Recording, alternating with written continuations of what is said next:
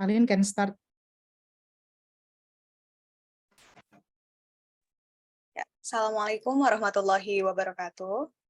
Waalaikumsalam warahmatullahi wabarakatuh. Waalaikumsalam. Assalamualaikum warahmatullahi wabarakatuh. Yes, a pleasant morning to our distinguished participants, ladies and gentlemen.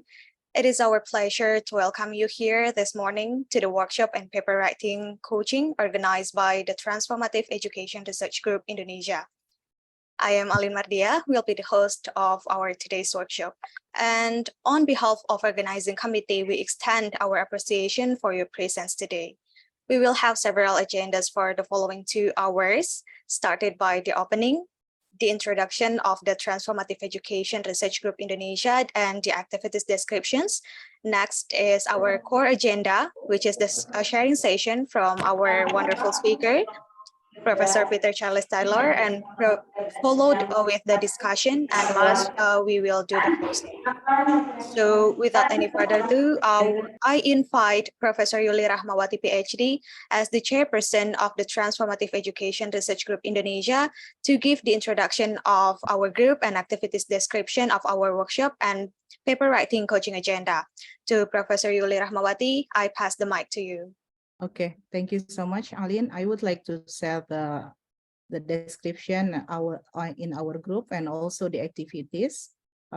Before Peter will share the ideas on transformative education and also the autoethnography.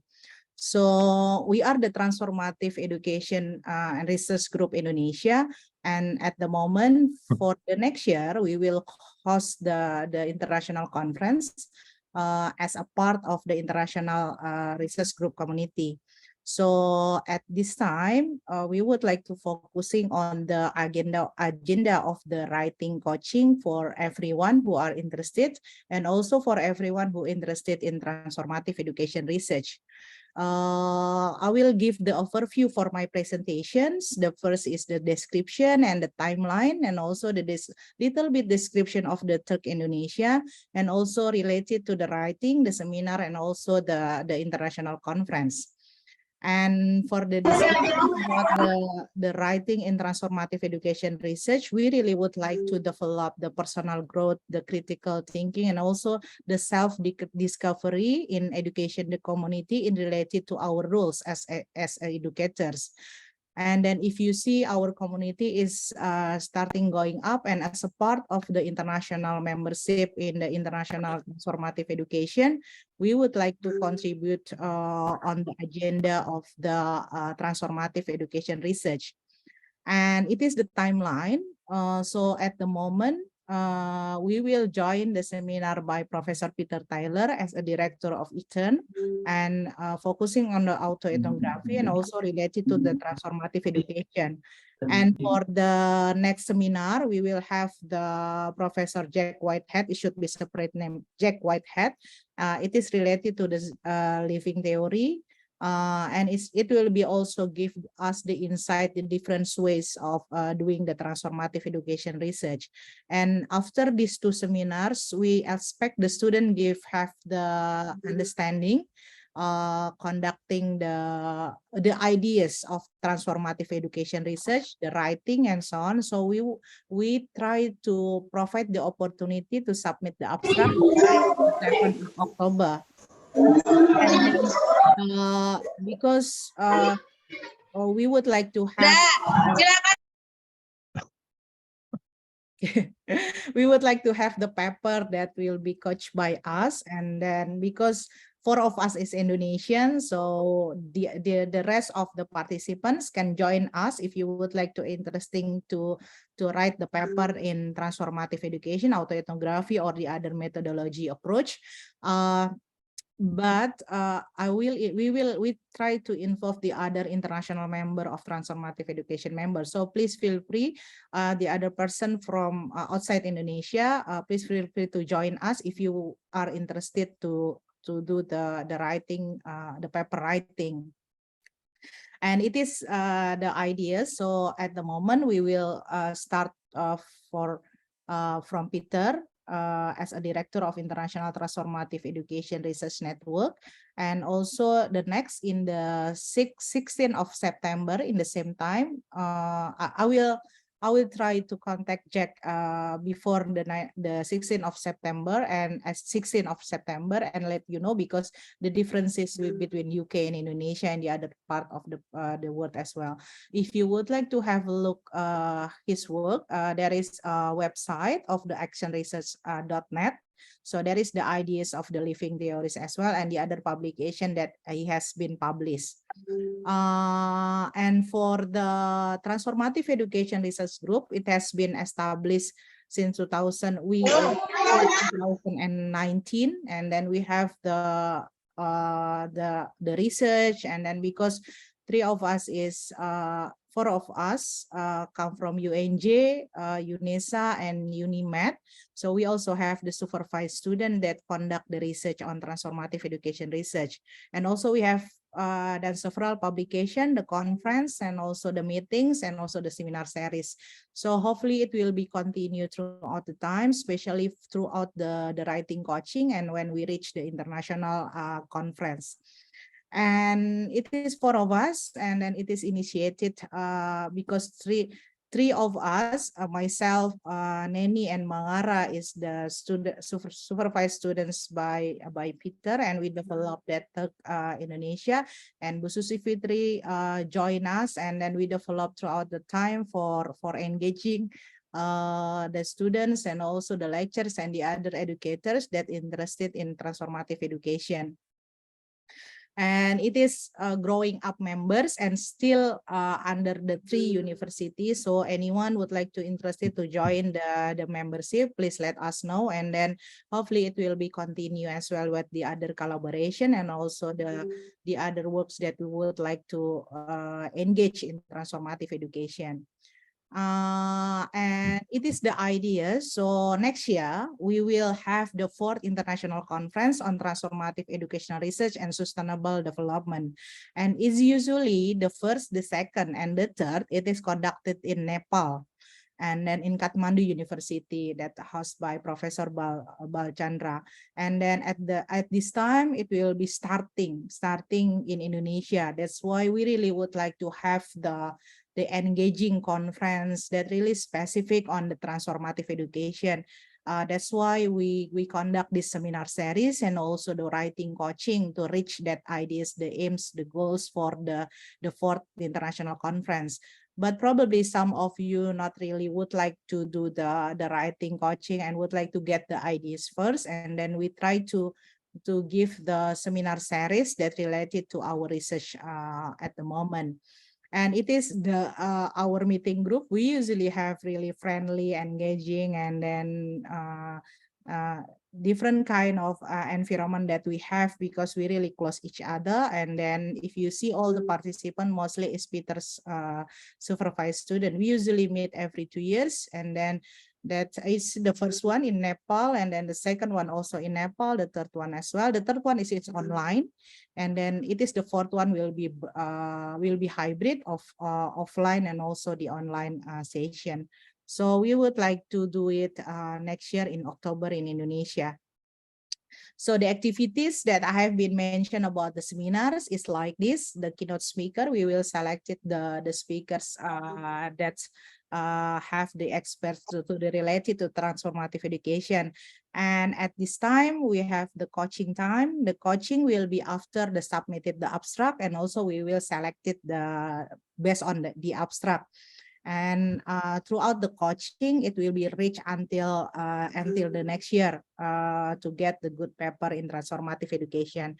And not only us, we would like to have the help from the other ETAN member from the other countries. Peter will we will share the description of the international transformative network.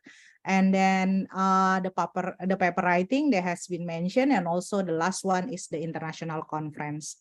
And if you see for the paper writing coaching, we really focus on the specific type of research methodology and also specific type of the way you are doing the writing. Because for us, it's reflective, and also the way you transform yourself is very important.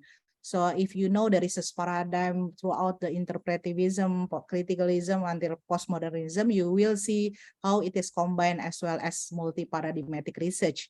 And if we see it is as a methodology, is we usually say it is qualitative research and also autoethnography, critical autoethnography. So Peter will be explain more on this kind of research.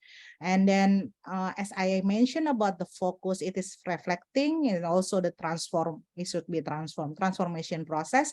So the theme, it is related to the way you do your reflective teaching. Not only as a teacher, probably it can be also as a learners, and you can be related on your religion, local wisdom, like the cultures and also the professional identity in different type of your professional identity, and also the multicultural. And then both of us as the one who help you, we are not the expert in the ways of we understand all, but we learn each other. So I believe that all of you have your own story, all of you have your experience, and it can be the way we would like to improve our professional practice, and we would like to develop, engage, especially on the student agency, and then also the agency of ourselves as an educator. So it is the way that we really would like to specific at this time, like you say, we not focusing on like quantitative research and experiments and so on. We would like to really focus on the way you understanding yourself and also your professional and personal identity. And next, it is the example of our publication, and it is a part of International Transformative Education Research Group. It is by Peter, Bal, and Lily. That the first one is research as transformative learning for sustainable futures, and the second one is transformative STEAM education for sustainable development. So if you see all the kids in the books, it is all of our kids of the authors of the books. And then if you would like to buy the book, that is from the Braille Sense. You can search the title, and also it is the book chapter that we have it, like the example for example, Pangara mentioned about the transformative soul of ethical responsibility that in this book, and also Neni has been mentioned about transformative knowing Indonesia in Islam, in Islamic context, and also I think myself in the other returning home in this book chapter. So I explain about how the challenge going back to UNJ and become a lecturer and also the researcher facing the challenge of different types of hegemony in the university. And for the second book, Neni and myself also writing a chapter. Myself is writing an ethical STEAM teaching model. And Neni also writing on the autoethnography study of the dance teacher. So it is the way of transformative education research. So Melanie, the other writing, Melanie, John, and then the other related to the transformative education. And then it is the example of writing by Pak Mangara from Universitas Negeri Medan. Is mentioned also the ethical, it is a part of this PhD dissertation as well, how the ethical is a part of the transformative learning. So if you see the way we are doing our writing, like I very much like to read the stories. It is a part of the example that we have been writing throughout our PhD dissertation and also the international publication. If in Indonesia, we always mention about the Scopus, level Q, and so on. It is Q1 and Scopus index. So it is quite tense in the way of the quality of the publication. And it is my publication is also, if you see the poems and also the stories inside the publication, it's also a part of our research topics, and also research in the way of like multi-paradigmatic research. It is a critical autoethnography. So the title is Moment of Critical Realization and Appreciation, a Transformative Chemistry Teacher Reflects. So it is only the story of myself as a data in the research. And you see, it is in the theme of the conference, it is a part of reflective teaching. And the next one is also about the culture identity. It is the next title that I write on the culture studies of the science education. The fish becomes aware of the water in which it swims.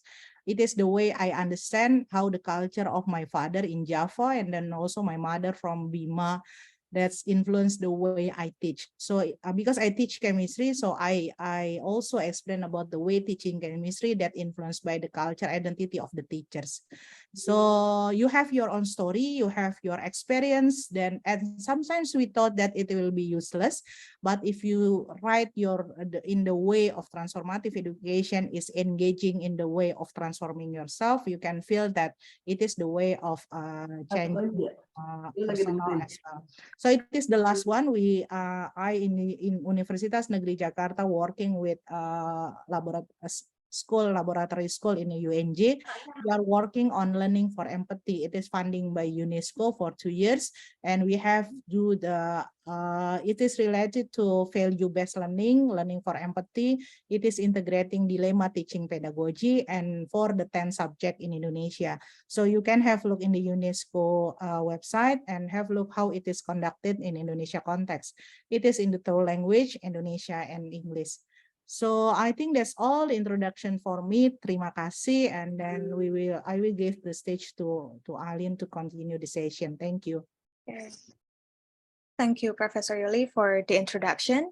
And we will proceed to our core agenda, which is the sharing session for our wonderful speaker, Professor Peter Charles Tyler, about the transformative education research, especially for the autoethnography. Peter Charles Tyler is a young professor of the transformative education at Murdoch University, Australia. His vision for education integrates the arts and science to develop higher order capabilities such as creativity, critical self-reflection, ethical astuteness, and connectedness, which are essential attributes for living and working sustainably in the complex, diverse, and contested world of the 21st century. Peter coordinates the International Transformative Educational Research Network, or ITER, which promotes the transformative professional development for the teachers and the students in the universities and schools worldwide. And for all the participants, if you have any inquiries or questions to our speaker throughout his presentation, please do not hesitate to type it on the chat box. And don't forget to write down your name and institution because we will have the discussion right away after the session. So without linger any longer, please help me welcome Professor Peter Charles Tyler, please. Oh, thank you very much, Alien, for that lovely introduction. I feel most honored by that. And also to Yuli for your really excellent contextualization of why we're here today and what we hope to achieve. I'm really excited to be part of the Transformative Education Research Group in Indonesia. As Yuli was saying, we have a sister or brother group in Nepal, and that's been established for quite some time. So this is the turn of TERG Indonesia to launch itself globally. And I think we're doing that very well today, Yuli and Neni and Mangara and Susie, with people here from various countries, some of whom we know from Pakistan and from Philippines, and many we don't. You're newcomers. So hopefully by the end of today's presentation, if you are a newcomer, we hope that you'll be switched on to the ideas and values that we're promoting in teaching and learning and educational research, and the way in which all of that fits together. So Yuli, I'm going to, Alin, you're chairing this. Alin, I'm going to share my screen now. Okay, so is that clear to everybody? Yes. Ah, great. Okay. Yes, sir. So let me get on to the first slide. This is the flyer for the workshop and paper writing coaching session. And you can see there that my good colleague, Professor Jack Whitehead, will be your next speaker next time. I've known Jack since I did my master's degree at Bath University in, let's say 1981. So we've had a long-term relationship, and there's a lot we have in common in our view of the world, and in particular in our understanding and aspirations for the role of education in making the world a better place. So as I read through that flyer, I identified three major key concepts, and I've written them down up the top there for you. There's the concept of sustainable development, there's the concept of transformative learning, and there's the concept of the critical autoethnography genre. And by genre, it's a nice French word. It simply means writing style or style of writing. And that's going to be really the focus of what I talk about today. So putting all those key concepts together, we have a strong sense of shared purpose here, which is to engage in critical autoethnographic research for the purpose of developing transformative learning capabilities for promoting sustainable development. Now, we can look at that as developing in ourselves if we've never had any experience of this field before. This is an opportunity for novices, for people who are interested in with no experience, to engage as learners, as transformative learners in this process. If you are an expert, that's great. We're going to enjoy listening to your experiences and learning from them. As Yuli was saying, there are two books that I'm going to draw on today. What I've assumed is for all today's participants that you know nothing. Now, I hope that's not insulting, but I think it's safe for me to assume that I can start from the very beginning of all of this. And rather than taking a high-powered theoretical perspective, I'm going to take a much more practical approach. So there'll be a limit to the amount of theorizing that I talk about. I'll pack a little bit of that in to the end. Nevertheless, everything that I say today and much, much more you can find in this book, which was published in 2019. And we have some wonderful contributors, particularly from Indonesia, but also from many other countries as well. And as Yuli said, the authors of the chapters, those are their children on the front cover. So why that's there, it's a visual reminder that for sustainable futures is about these children's futures and their children into the future. So we have this long-term intergenerational view of the importance of education in creating opportunities and capabilities for our students and our children to engage in practical transformative development activities in their local communities and even much broader than that in their workplaces. And the second book, which came out really last year, although with some publishing difficulties, it's really hit the streets this year.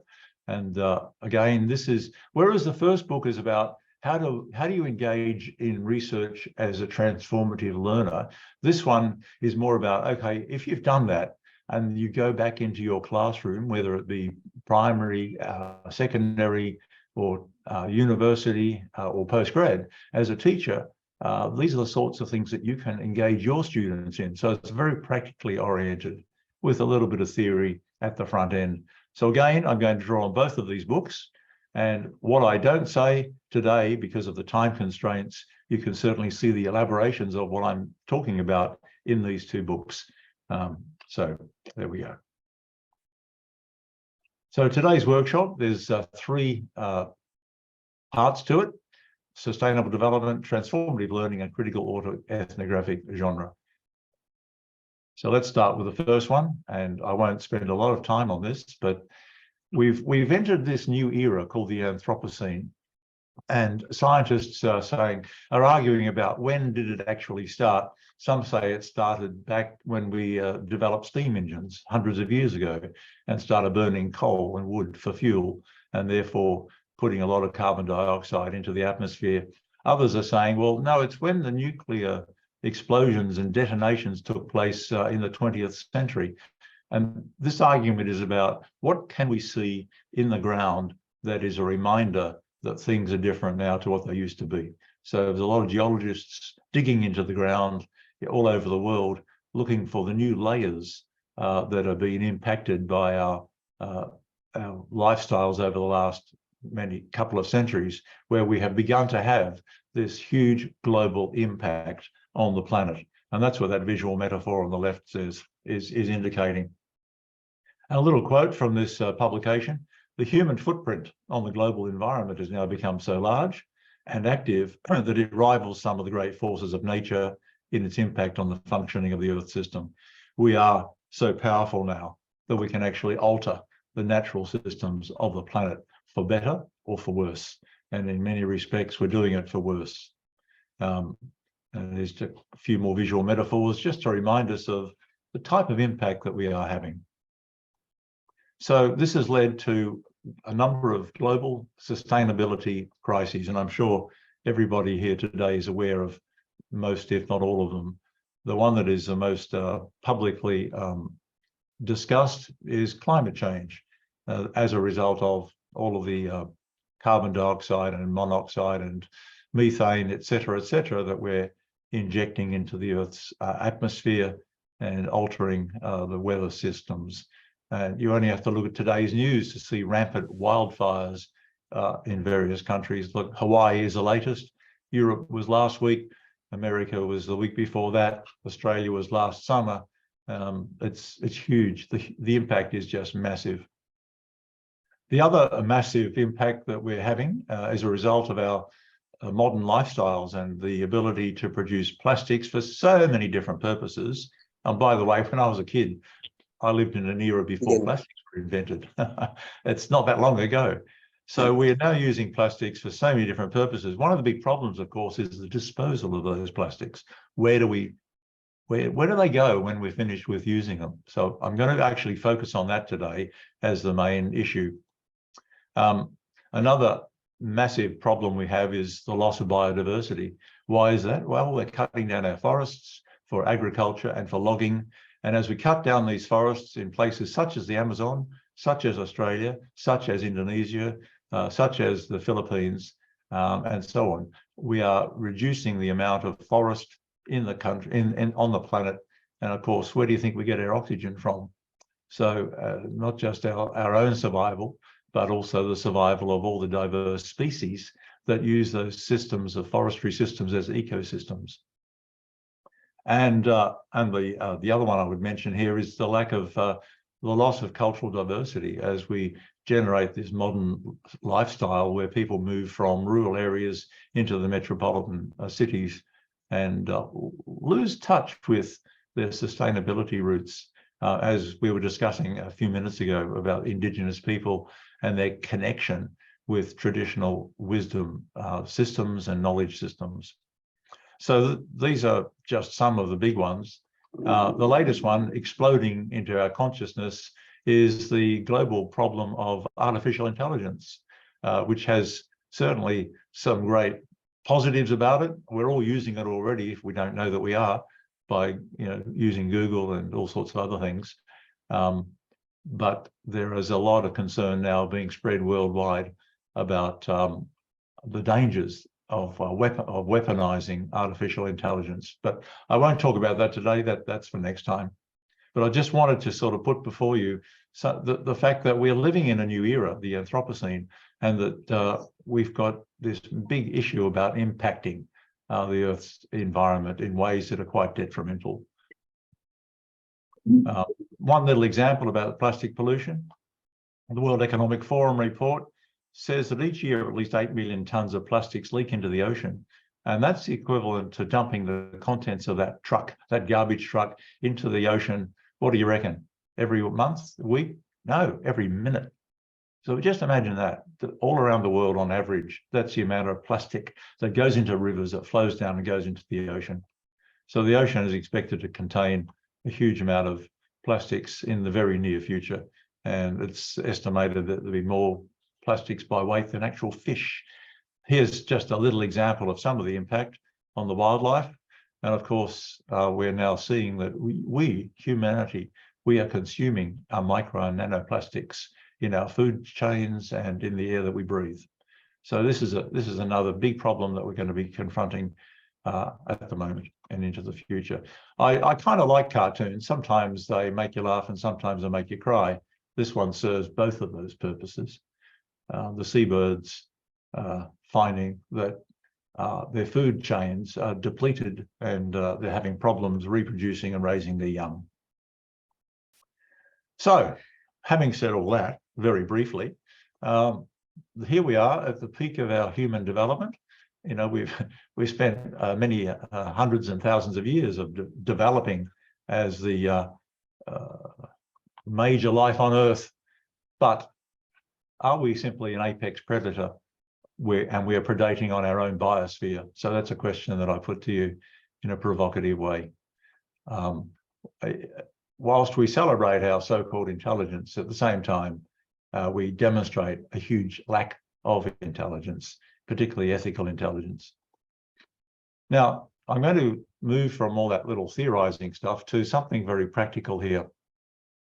Dr. Piang Manilam is a chemistry teacher in the laboratory school in the city of Konkan in northeast Thailand, and that's a picture of her school there. Thailand, as you would appreciate, is very much a strongly Buddhist society.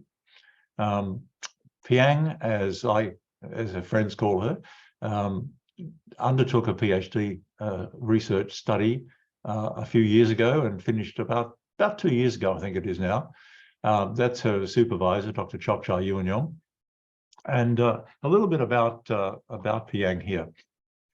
Her professional discipline is chemistry education, as it is with Yuli. Now, Piang values sustainable development. She's a very, very strong commitment to it. Sustainable development of both the natural environment and Thai culture. Her PhD thesis focused on developing students' chemistry knowledge and skills and transformative learning capabilities for sustainable development.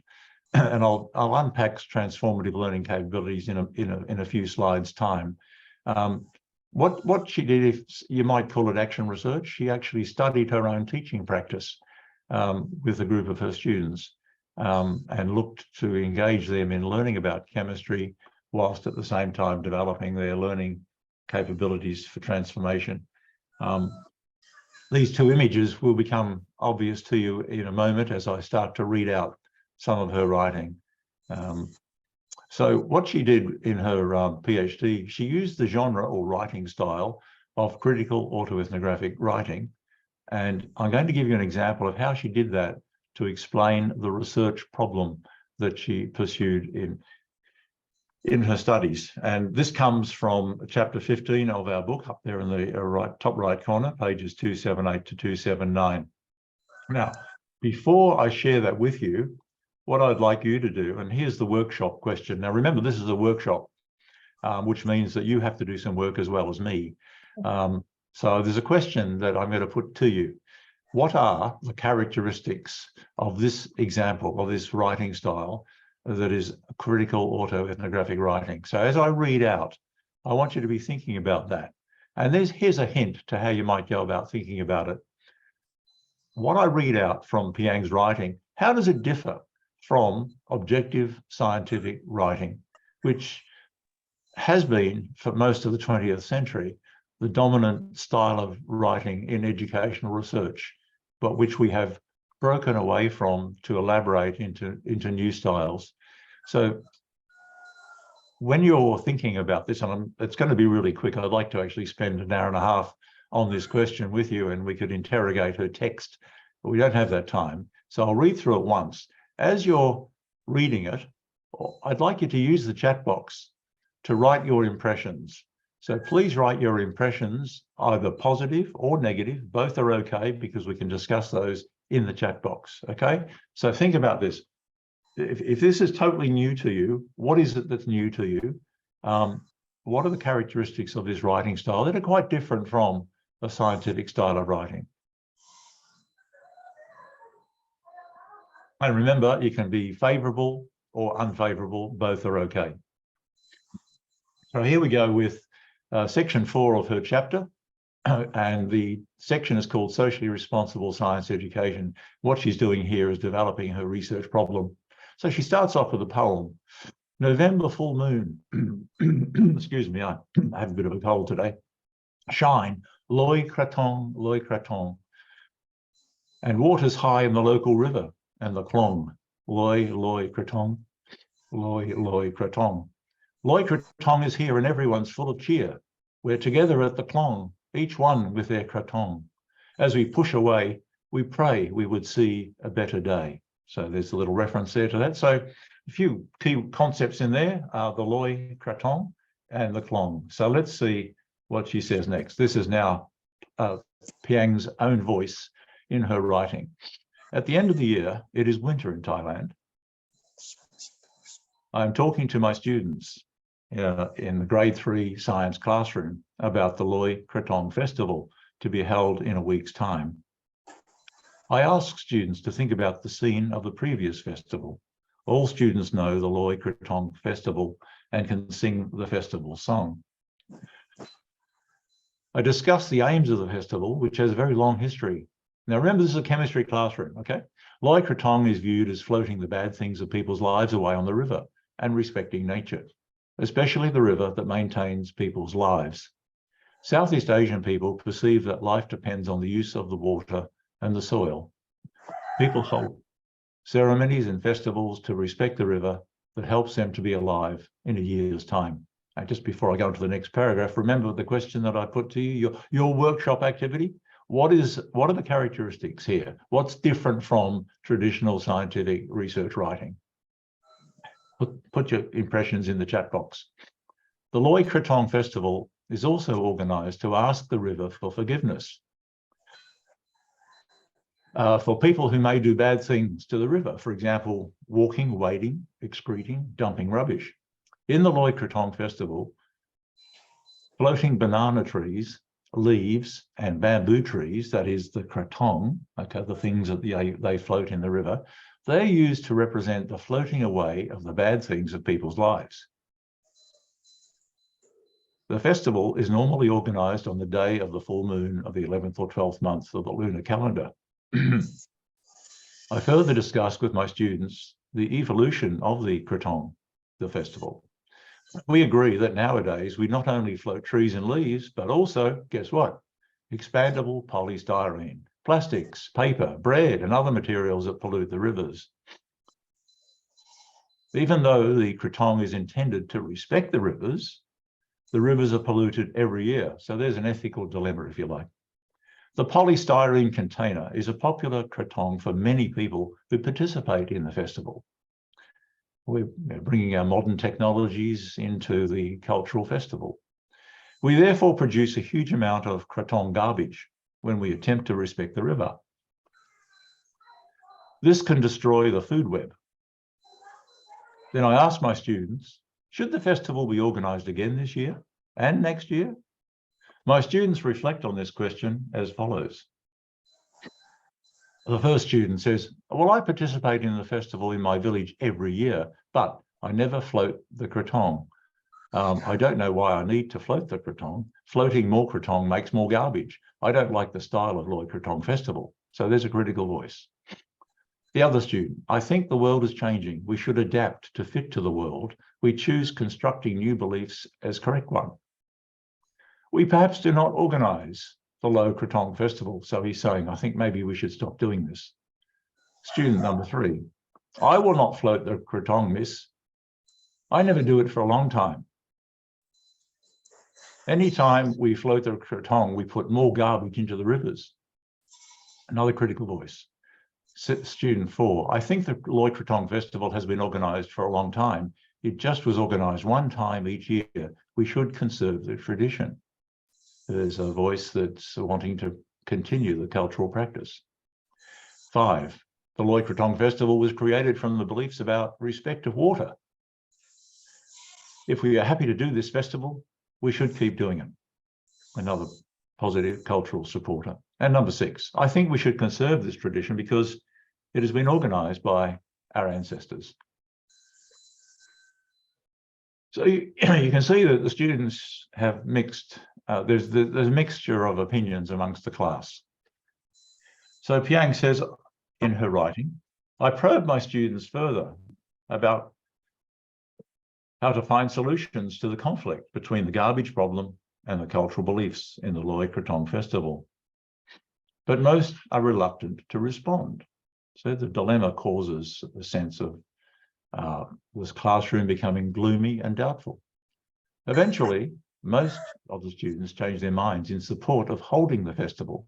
They explain that it is organized only once a year and is an important cultural tradition.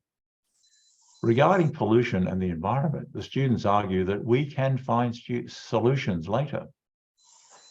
Now, reflecting on this discussion, Yang says, I learned that students tried initially to respond to the issue of pollution by referring to their scientific knowledge. But then they demonstrated an overriding awareness of and responsibility towards their society. Excuse me. This experience reinforced my belief that I should enable my students to develop not only scientific concepts and skills, but also their awareness of contemporary social values, ethics, and morals in order to enact social responsibility to both society and the environment. Okay, so two things are happening here. Students' responses to our discussion prompted me to enact transformative learning theory. I felt that transformative learning would be an important tool for the humanizing educare of my students. That's a concept that has been translated from Thai. I had experienced transformative learning firsthand when I reviewed literature, visited Australian schools, and participated in transformative education conferences and seminars. Through these activities, I learned to use ethical dilemma story pedagogy for enacting transformative learning. Okay, so that's the end of this piece of writing that I wanted to share with you. There's a huge amount in there that we don't really have time to unpack today, but you can read about it in more depth in the second of our two books, particularly this thing called ethical dilemma story pedagogy. Just briefly, you can see that there's an ethical dilemma here. The students want to continue the cultural thing, but there's also the problem of pollution. So the two things stand in tension with one another. Okay, so and now you can see what the relevance is of the two pictures. There's the lady floating the krathong in the river as part of the ceremony, and beneath that is the plastic pollutions that are evident in rivers such as the Mekong, which border Thailand. Now it's your turn. I'm going to have a look in the chat box, if I know how to do that, and to see what your impressions are of the characteristics of that piece of writing that I've just shared with you. So I think I have to initially jump out of this and go down here and On the Zoom, click the Zoom. Do you want to see the chat box, isn't it? I do. I want to see the chat box here. Yeah, so it should be in the Zoom and the fourth icon on your left side, Peter. Yeah, the fourth one on the left. Oh, there, Zoom. Yeah. Okay. Yeah. Sorry. Yeah, good. Now, I had it before. I don't know where it's gone. Maybe, Yuli, what you could do is read out those entries in the chat box. yeah, so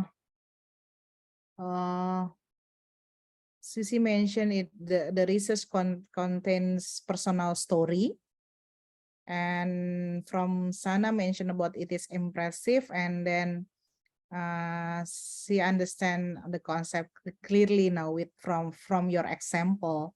And Rika mentioned about, I think this paper brought the ideas that the writer's point of view about the festival and that polluted the river. And then he mentioned about everybody has a story, and then you can share your personal story related to your personal practices through transformative research. And Buyana mentioned about it is amazing. It is found the meaning behind the scene and then try to understand the transformative research. And then some of the participants mentioned about hopefully they can write like that kind of writing.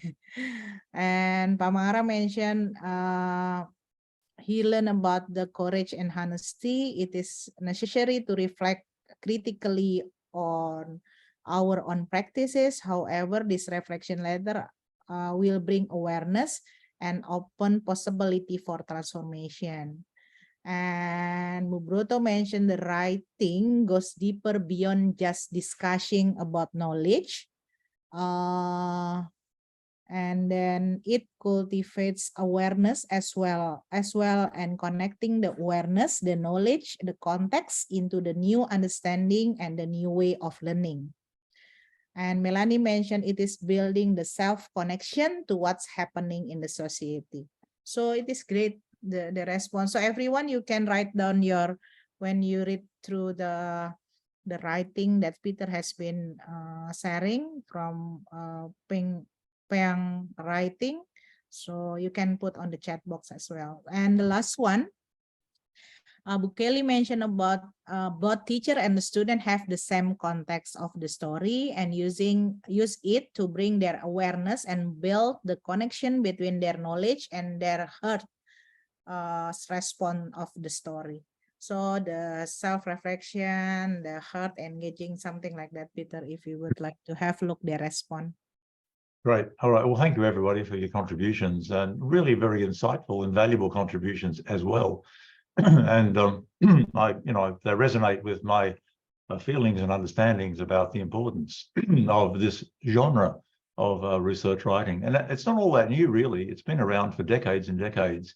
Just it takes a while to permeate and to get into areas where there may be resistance. And I've experienced that in my teaching over the many decades when I introduce in a research methods class to science and maths educators. There sometimes is a sense of, wow, what's this all about? You know, we came here to do research. What's this stuff? And because their idea of research is very narrowly constrained by the scientific method. But when I give permission to students to go beyond that and to understand that there are other legitimate ways to do research and to write it up, then suddenly people realize that it's very empowering. Now, I'm not creating a false binary here between science and non-science. Both are okay. And we can't, we got to do both. I'll talk more about that in just a moment. So I wrote down some of the characteristics that I think are important in this piece of writing. Now, this is just one example, okay? There are many, many, many more examples. Not everything that I would want to see is contained in what I've just read out, but there are some major characteristics that I think are very important, such as it's poetic. There's a little poem at the beginning. And, that sets an emotional scene, I think, doesn't it? I mean, poetry serves a purpose of engaging us emotionally in whatever we're thinking about and feeling about, our feelings.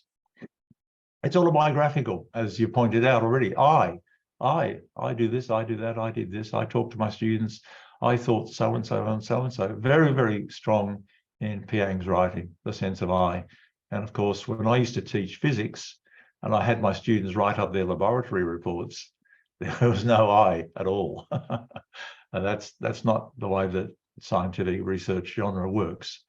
In fact, you can get into big trouble if you say I in that traditional genre. Narrative voice, the voice of the storyteller. Piang is telling a story about her lived experiences as a teacher in a classroom with grade 3 students. There's also her voice about her values, which are to do with sustaining Thai culture and the natural environment. So telling a story, and it's a natural thing to do, really very natural thing to do for us to tell stories. And with this kind of research, it's legitimate and it's important and it can be very valuable.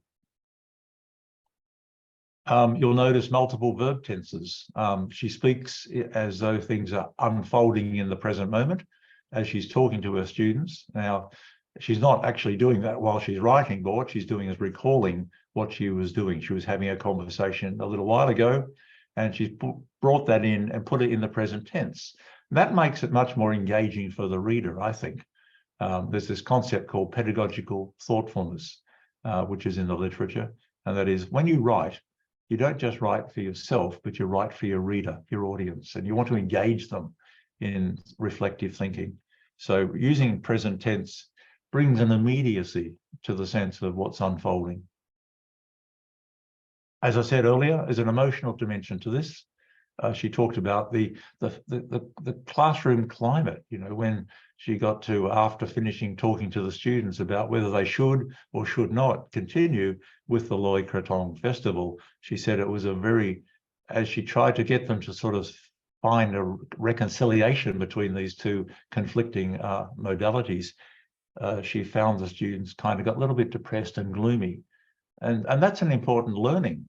You know, how do we engage our students in critical thinking without making them feel depressed about the problems in the world around us? And finally, it's reflective. It shows that Piang was engaging in reflective thinking. And as I said a moment ago, hopefully her reader will also find themselves motivated to engage in reflective thinking as well. So, of course, there are dangers to this type of writing in research. Not everything is, heavenly. There are some real problems that we need to avoid. Now, I won't go into these in any great depth right now. That's for another time. But obviously, self-indulgence. If you're a critic and you're sitting there thinking, I prefer scientific genre writing, third person, past tense, passive voice, you might be saying, I think this is very self-indulgent. So how do we avoid self-indulgence or narcissism, where the researcher wants to be a hero in changing things? And I've read a few theses like that. And that's one of my critiques of some of this type of action research, participant action research, where people go in there to make a difference in a school or a classroom, and they overlook the weaknesses of what they're doing, and they try and amplify their own importance. So we have to avoid that, the trap of narcissism. And the other one is solipsism, that is using your imagination and divorcing yourself from the actual social reality that you're embedded in and examining with others. So two big dangers that really do need to be avoided. And there are ways of doing that in this type of research. So rather than objective validity and reliability being the standards, we use other standards to regulate and judge the quality of this type of research. Okay, so that was the sustainable development with the critical to ethnographic genre exemplified there. I now want to talk to you very briefly about transformative learning that I mentioned a number of times. A model of transformative education, particularly for those who teach science and maths and technology and those related areas. Typically, we focus our students on the outer world, the world beyond the classroom, beyond the school, the world of natural systems and patterns and objects. What we tend to overlook is the students' inner worlds, particularly as they go up into higher education. We tend to stand up in front of them and lecture them as though their inner worlds don't exist. The whole constructivist movement, constructivist theory movement of the late 20th century made us aware that students bring a huge amount into the classroom with them, their experiences, their ethical values, their aesthetics, and so on. So what we want to do in the transformative education model is to, as teachers, look in both directions, have pedagogies and curricula that help our students to develop their understanding, skills, and values about the outer world, at the same time to develop as more fully human beings. So there's this objectivity plus subjectivity, and bringing those together, we're in the pursuit of developing holistic knowledge, skills, and values. So that's just the broad sort of model that we're looking at here. We're not just focusing our students on the world outside. And as Piang has said, we're not just teaching them about the chemistry of polymers and plastics and so on, but we're teaching them about socially responsible citizenship at the same time as we're teaching the chemistry. Here's a brief visual literature review that supports transformative learning throughout the 20th century. These are some of the major scholars whose work, if you're interested in going down this pathway as a master's degree or PhD student, then you would need to be reading these people, particularly Jack Mesereau, who highlights the problem of disorienting dilemmas or ethical dilemmas, and Parker Palmer over there, who talks about, as a teacher, we tend to focus on what we teach and how we teach, but we also should be focusing on who is the self who teaches and developing ourselves. And then others around here are so important as well. From that literature and from my experiences of teaching, what we've developed for the transformative education research groups in various countries a set of 5 transformative learning capabilities. Excuse me, this cold is getting in the way of me talking. Now, I'll only unfortunately have to skip through this very quickly. We'll start with number 1, cultural self-knowing. What we want to do with ourselves and our students particularly is to help them in our teaching and in their learning experiences to get to know themselves, to be reflectively aware of the value systems that regulate their social interactions, their habits of mind. Just a brief little example, if you go to the shop and you come home with all your goods in plastic shopping bags, that's a sort of an automatic habit, isn't it? We've been doing that for many decades. But why? Why do we do that? Is that a good thing? So what does your culture say? As Piang has said, there's a culture clash between our impact on the environment on the one hand, and our cultural values and natural environment sustainability values on the other hand. So we need to raise students' cultural self-knowing. Secondly, relational knowing. This is about helping our students to connect or reconnect in many respects, particularly those who live in cities, with the natural environment, giving them opportunities. And what better place to do that than early childhood education, where children can be engaged in what's called nature-based play and forming relationships with each other at the same time. Number 3 down the bottom, critical social knowing, helping our students to understand what are the barriers to overcome the sustainable development issues and dilemmas. I think we have a few voices coming in from outside. So I'm helping our students. This in Australia, we have a subject in schools called Humanities and the Social Sciences, or HASS. Now, science teachers are actually collaborating with teachers of HASS to develop their curricula so that they bring this sense of critical social knowing into the learning of science students and math students. And you'll find examples of that, good examples of that, in our 2 books. Now, as Piang said, students can get rather gloomy, particularly if they're young, and all we do is point out what the problems in the world are. So we really need to lift them. And number 4 is this process of helping them to develop a vision based on ethical values of what a good world could be like, and more so what it should be like. So the should is an ethical commitment, helping them to develop a sense of it can be better, it should be better. And then number 5, practical agency. I know and I want to make a difference. I can change things. So those 5 capabilities are what we want to develop in our students, for transformative learning. In no particular order, they all interact with each other. I've just torn them apart to illustrate them separately here. So finally, let me just say a little bit about critical autoethnographic research. During the 20th century and into the early 21st century, we've seen in social science research and educational research in particular, the development and emergence of new paradigms for conducting research. And I've color-coded them here. The one that's most well known to most people in the science and technology and engineering areas is positivism. That's largely the paradigm of scientific method. And it was designed to explain law-like properties, and it drives research in the natural sciences. There's nothing necessarily wrong with it, except it tends to sort of be used out of that context and into the social sciences. The next paradigm to emerge from anthropology is interpretivism, and that's used by cultural researchers to engage in ethnography, that is the study of other cultures. And we've also added to that the study of the self in relation to cultures. So that's what autoethnography is about, understanding the relationship between oneself and one's culture or cultures beyond ourselves. So that's the basis of autoethnography. Criticalism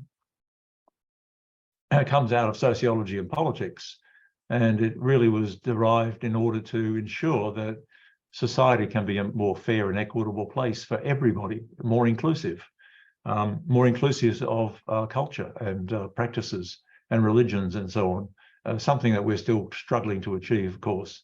So in educational research, We've got criticalism, which is about understanding the critical barriers to achieving our aspirations. And then also at the same time, not just pointing the finger outwards, but pointing the fingers back at ourselves and saying, you know, what's my culpability here in creating inequitable and unfair? And going back to Piang's example, you know, what do I do? What am I doing that's polluting the river?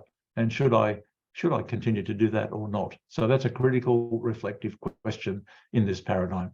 Postmodernism is very exciting and hard to explain, but one of the things it does do is it brings the arts into educational research.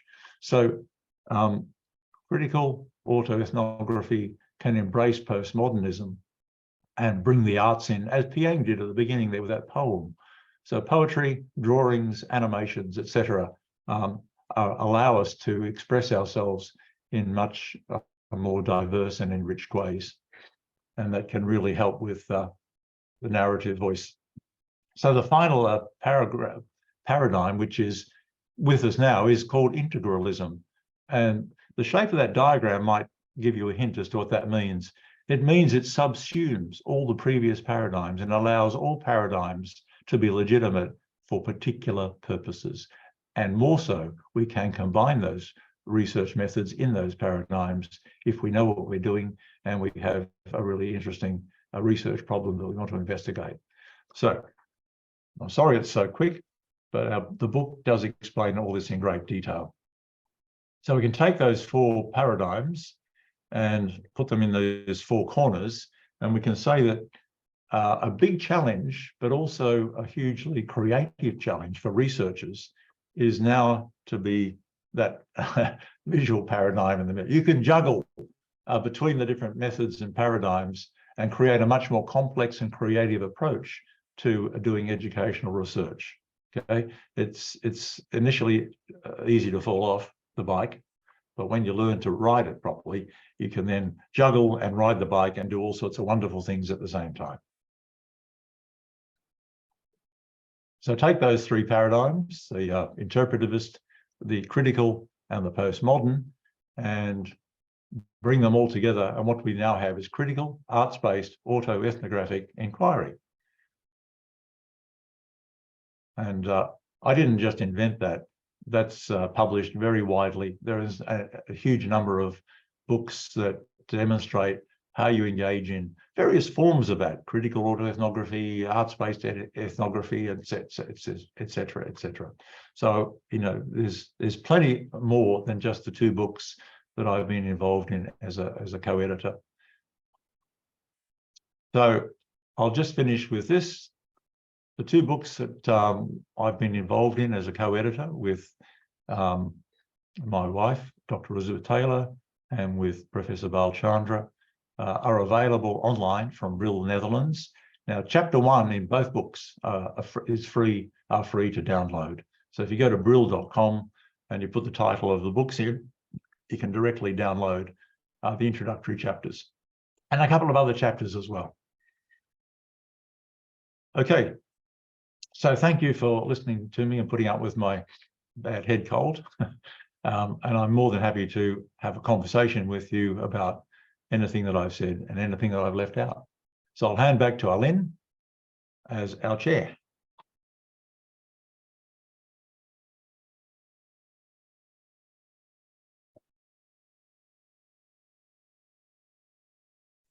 Right. Thank you so much, Peter, for the insightful sharing. So I will ask Professor Yuli to lead the question and answer session. Please, Professor. Okay. Thank you, Alin. Peter, do you want to stop share? Okay. Yeah. Here we go. Oh yeah, that's all the little menu items I was looking for before. I think because you using the extended screen, so even myself, I found it is difficult to manage It's it. another layer of complexity. Yeah. Okay, so there is a several response, but the response I have been read, and there is several question as well. And everyone, please feel free to asking question directly to Peter. I just copied the question that on the chat box. So the first one is from Noberto Gomez. I think Roberto is from Timor-Leste, isn't it? Roberto? Yes, I'm from Timor-Leste. Yeah. So he mentioned that, can you explain again, because I don't understand the global sustainability crisis, climate change, Okay. and the politic pollution. Okay. Yeah. I think, is that plastic pollution? Yeah, I think. Yeah. Well, I mean, it's relevant both ways. Yeah, it can be the metaphor of the politic. Hello there, Norberto Gomez. It's, thank you for your contribution. I can't see you, unfortunately, but let's. So you're in Timor-Leste, and what's your role there? What do you do? Roberto, Are you a teacher? Are you working in a university or a school? Okay, while he's thinking about how to reply, what your comment just highlights how the overwhelming global crises are not necessarily shared by everybody. Now, there are two groups. There's one group that says they don't exist, and the other group says, oh, I don't know much about them. Do they? Tell me more. And I think that's where Norberto is situated. The deniers, I don't want to talk to. But there's plenty of evidence, scientific evidence, for the global crisis of climate change. The panel on climate change, which is an international panel of climate scientists, have been measuring all sorts of things over a very, very long period of time, sea level temperature in particular. And what we've seen recently is that with the increase of global temperatures, we have a much higher average temperature across the globe than we did some decades ago. So what I would suggest you do is have a read of that climate, this, what's it called? The International Panel on Climate Change, the IPCC. They have many of their reports available for download on the internet, and they update them every 12 or 6 months. So there's a whole range of these that I've been following over a long period of time. Plastic pollution, you can look up sources for that. Just do a keyword search. The World Wildlife Fund is particularly concerned about the impact on seabirds and the food chain in the marine environment. There's plenty of evidence that I've seen, and I just marshaled a little bit of it today. So I would encourage you, if you're a teacher, you might want to encourage your students to do some research themselves, particularly if you're a biology teacher. You would set your students some homework. You know, next weekend, go out in the local community and have a look at, can you find any plastics? You know, where have you found them? And how much have you collected? Bring them to class and tell us a story about the prevalence of plastic waste in your local environment. And that begins a conversation that I think can be very valuable and can empower the students with this sense of agency that, you know, maybe they should be looking to help prevent that type of pollution. Okay, Yuli, I'll go on to the next one. Thank you. Yeah, thank you. Menyibukkan diri. Okay.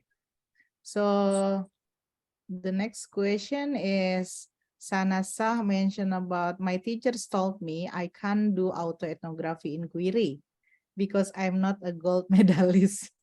So please explain who can do an autoethnography research. Well, there's a lot of hidden information there that I'd really like to understand. What's the lady's name again? Sana.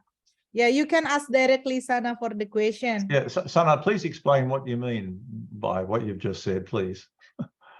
We cannot hear your voice.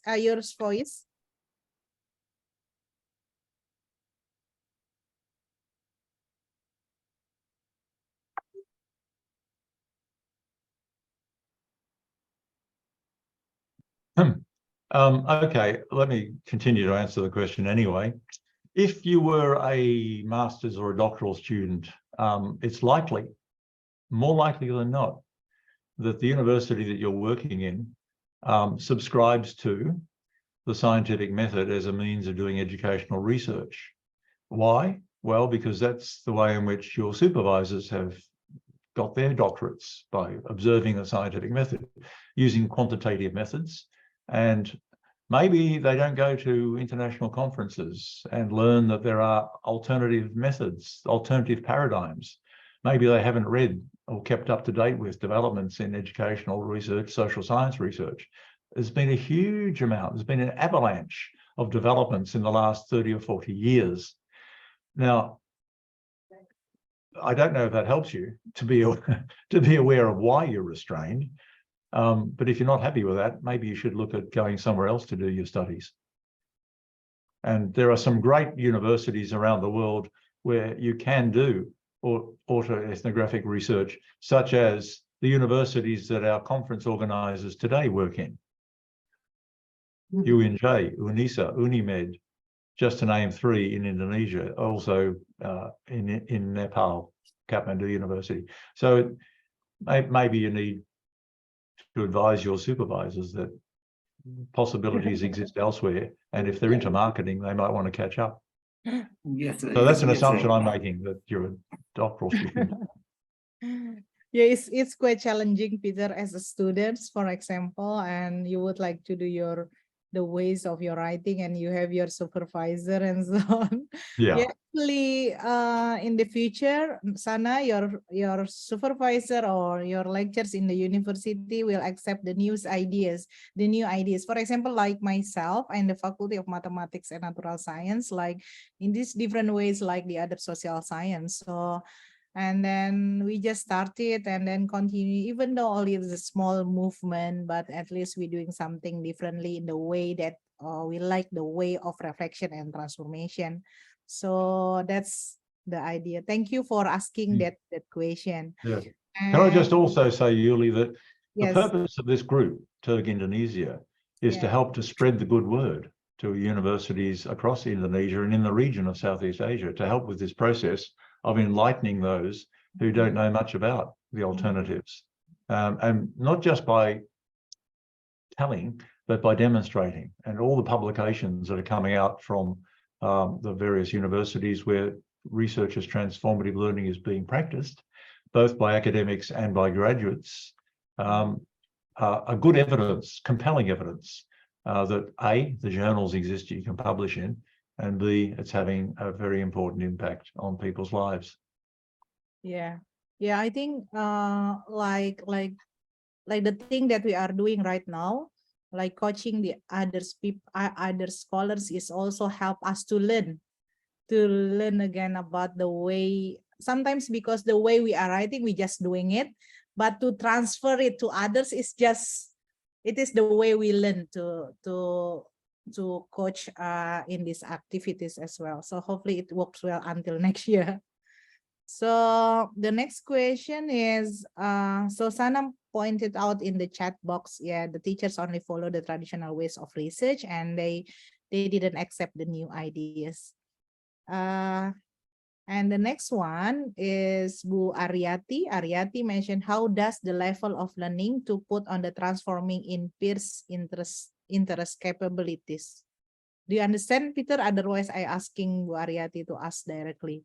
Yeah, it'd be helpful if we could have a more direct Bu Aryati, request. do you have, Yes. can you ask directly to Peter, because probably it needs more explanation on the question. Okay. Actually, as a student, at least, for example, the experience of a student and teacher, of course, a different level. So to understand the student, to make a peers, sometimes I'm looking for how the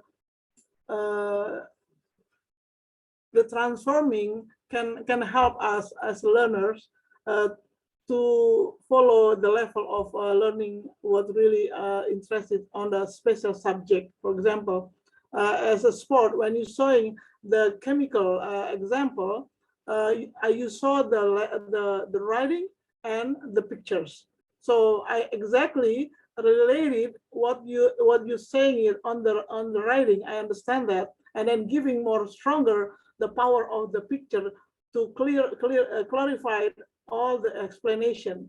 So that's what I really mean, because it's a little bit hard when the people doesn't have experience on the writing. that's the writing really maybe struggle. So how to strengthen the struggle to pierce of the strength of the maybe the picture or the action with the moving and stuff like that, because I'm a sport background, so my activities are more action than writing. So but I'm really looking for the writing level to understand a little bit when the people are reading my experience learning. Thank you.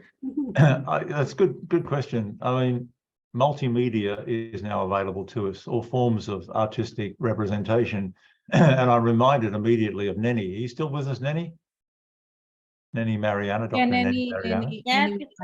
Yeah, because the chapter in your book with Tricia is about a mathematics teacher who before she taught mathematics, she's a dancer. So she dances traditional Indonesian dance, and then she became a dance teacher. And then she started to become a math teacher. And what Nenny was able to do was to get her to bring the two together so that she was able to teach mathematics in the context of traditional Indonesian dance. Now, maybe Nenny, you'd like to say more about that. Yeah, that's one example of contextual situation in transformative research that I've done with my students. So previously, she was my undergraduate students, came to me, asked me to supervise her undergraduate thesis. But at that time, she told me that she disliked mathematics, but she loved dance very much. But she wants to get supervising from me. And then I told her, why don't you teach mathematics through dance? And then at that time, the moment she just didn't have any idea about how to do that.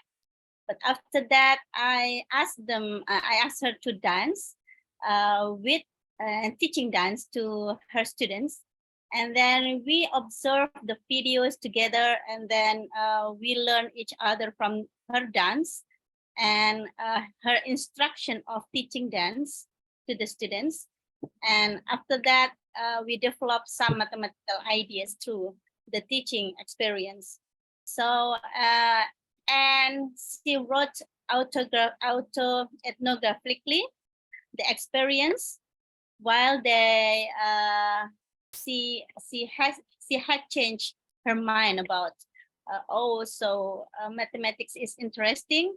I can still teaching dance while I'm doing mathematics, and while I'm teaching dance, I can ask my students to do mathematics, something like that. So the transformative ideas of hers as a dance teacher bring her to a new world of, while you are doing dancing, then you can do scientific knowledge as well. Thanks, Nenny. Yeah, and that's one of the chapters in our second book. Yeah. Yes. Yeah. So probably Bu Ariati can contact Bu Neni as well. It's like how Bu Neni explained the way dancing is like sport, doing sport, and the narrative writing, how to express it in the ways of writing. So Bu Ariati is doctoral students in what's it? Yeah, early childhood education. Yeah, Ibu, we have done so many research in mathematics with sport as well, mathematics with what is it, pramuka, we call it, sports, yeah, and also many other things with cultures, Indonesian cultures. Thank you so much, everybody who's helping. Maybe I'll try to start. Bu Yuli. Yeah, thank you, Bu Ariati. Thank you so much. Thank you. I will continue for the next.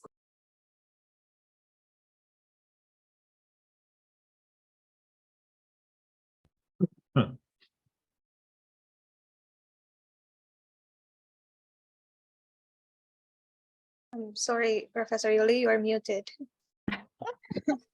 Yeah, so for the next questions, because asking about can you please elaborate more about the critical autoethnography writing dangers such as self-indulgence and what's it?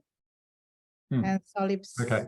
Yeah, solipsism in brief. From How can aware of these dangers while doing the research? So Bikesh from Nepal. yes. Namaste, Bikesh. Nice to have your participation. Nice to have you here. Okay. Yeah, look, this is a big issue. It's about alternative standards for ensuring the quality of what we do. And as I mentioned earlier, when you move out of the scientific method, you're leaving behind, in a way, objectivity, usually measured statistically in terms of validity and reliability constructs, but also can be manifested in a qualitative sense as well by having third-person passive voice past tense in writing. Now, if you're going to do autoethnographic type research and you're looking at the relationship between yourself, perhaps as a teacher, and others, maybe they're your students or maybe they're your teaching colleagues, so you're trying to do ethnographic work and understand them as well as understanding yourself more deeply. It's very easy when the outcome of all this is a PhD thesis, which needs to be examined and passed.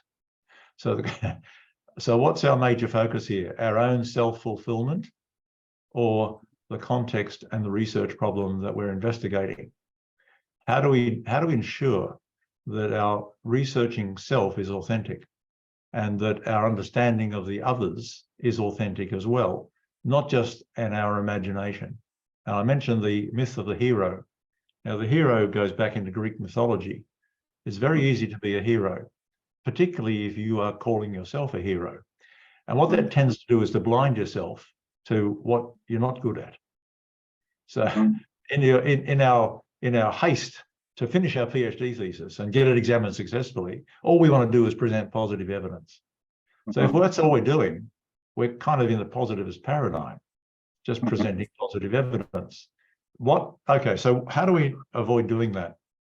Well, as a transformative learner, researchers transformative learning, we've got cultural self-knowing and critical self-knowing and critical social knowing, and they come together into what we call critical reflective thinking, to examine your own premises, your own values, and to interrogate them, and to ensure that you are not falling into the trap of being overly indulgent about your own point of view by ignoring or downplaying the mistakes that you make and the lack of understanding of the other. One of the really nice genres that I've come across in many years is John Van Manen's book called Tales of the Field.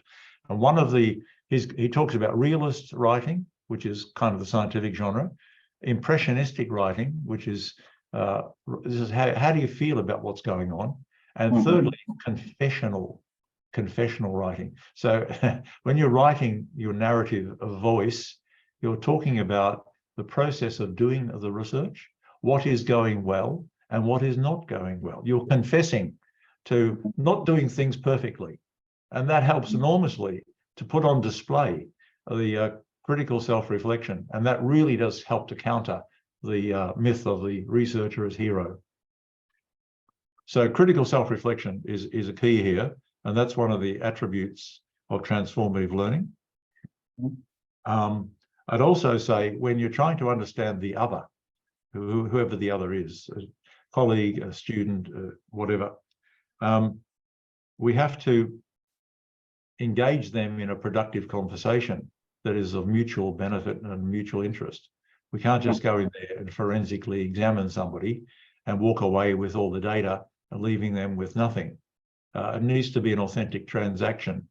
So how will they benefit from, this is an ethical issue, how do my participants benefit from me interacting with them? Now, I'll reflect back when I did my PhD many, many decades ago. I spent 2 years working in a classroom with a teacher. In the first year, he wanted to become a constructivist teacher, whatever that means. So I was in there interacting with him, giving him advice, giving him feedback. In the second year, I made what I now think is an ethical error. And that is I went in to see what he was like in a year later without interacting with him. And boy, I reckon he must have felt really judged because he couldn't be perfect. He couldn't live up to my earlier expectations. Why not? Well, because of all the curriculum constraints and examination systems and so on. So I thought that was I really feel uncomfortable about having done that now. Anyway, going back to your question, yeah, critical self-reflection, really helpful to avoid narcissism. That is, I'm a hero here, and I'm only going to present positive evidence of my achievements in this study. Does that help you? Yes, exactly. Thank you, Peter. Yeah, probably next time there is a specific seminar on the quality standard or something like that. Because yeah, I was deciding whether or not to talk about those today formally, but I wanted to make it more. Can I add something? Yes, yeah, please, in my practice as well. While working in the education field of Nepal, so in the parts of integrated curriculum implementation, so most of the schools, they used to say that so we are implementing integrated curriculum. But while I entered in the school and discussed with the teachers, head teachers, and head of the departments, so I found that so they are only talking about the integrated curriculum implementation, but in the reality, there is no more work. And I found that there need to be more work on the implementation part. And so I found there is a problem or a gap between the external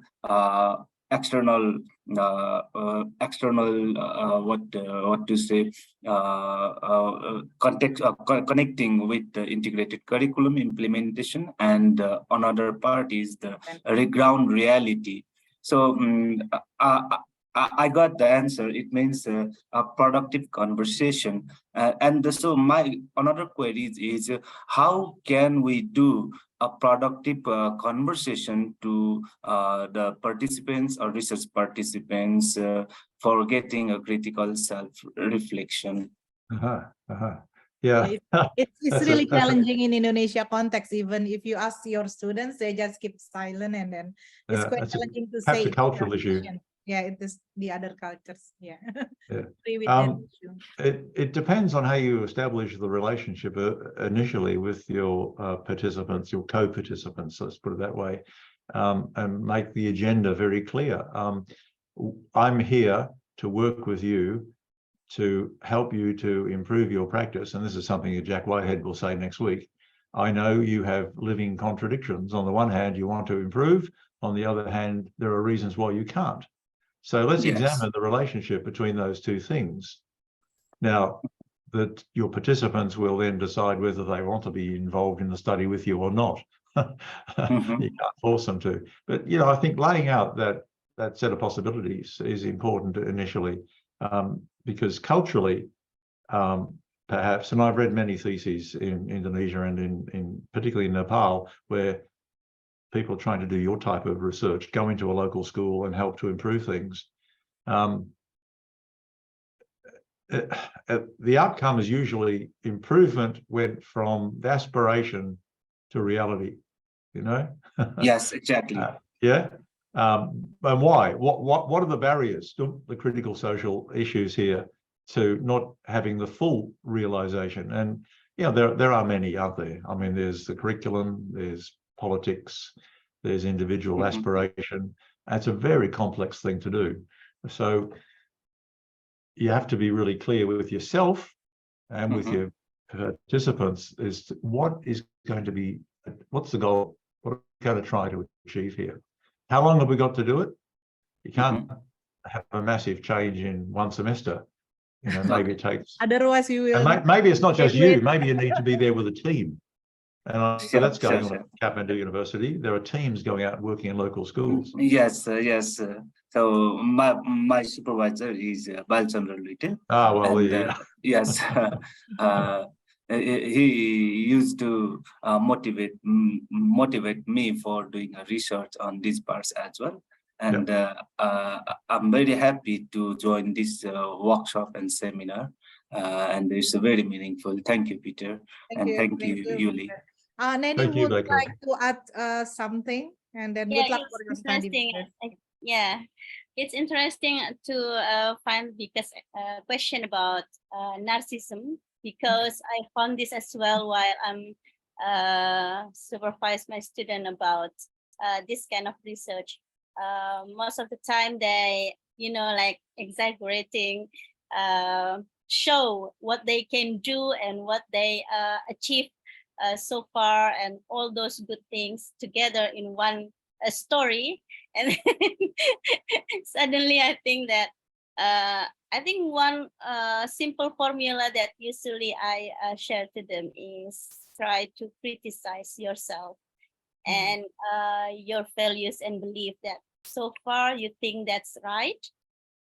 And if at the end of the journey you found that the value is valuable to still hold, then you do that. But at the end of the journey, if you see that the values and the belief that you hold is not really appropriate for doing these things together, changing the world and make it a better world for us to live, then just don't hold it.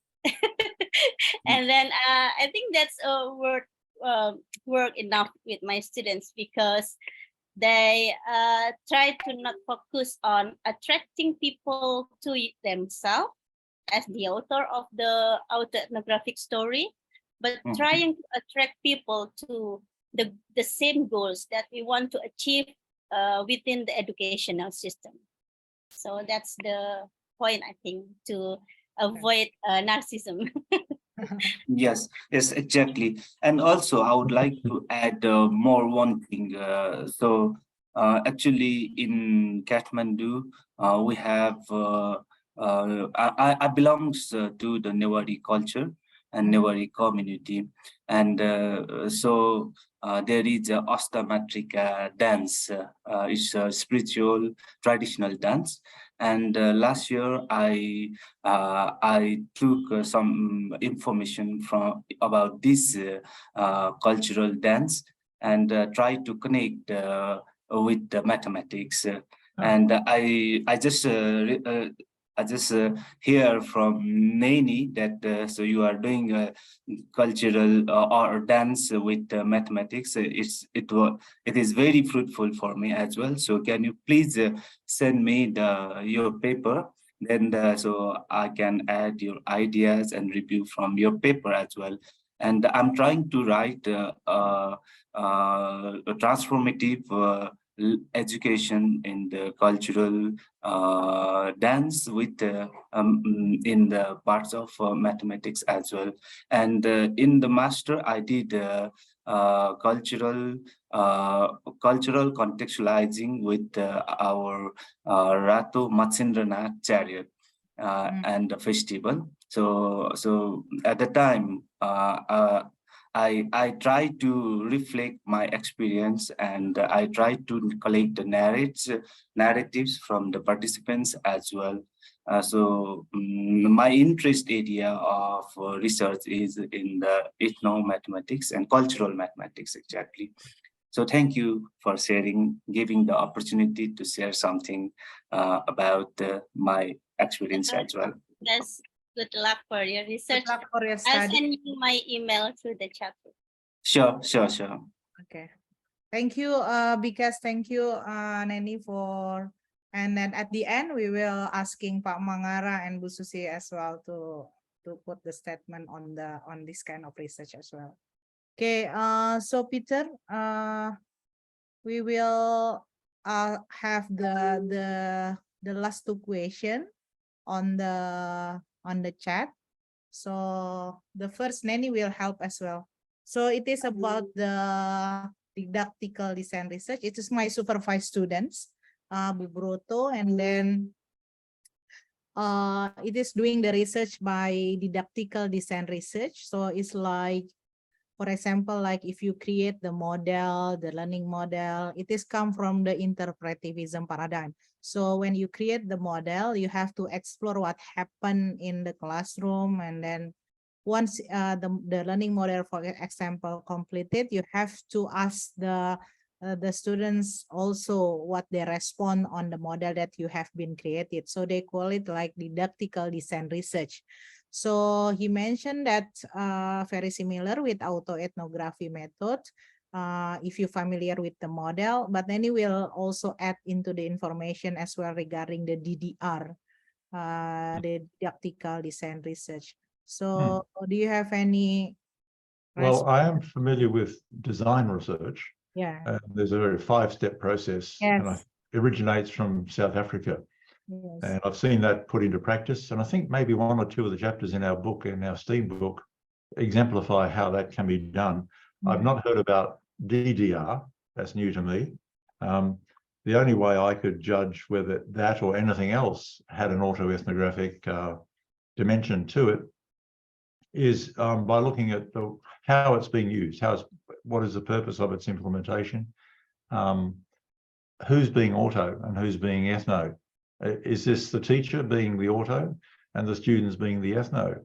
And is there therefore an examination of that relationship by the teacher? So apart from that, I really can't say much more. Maybe Yuli can.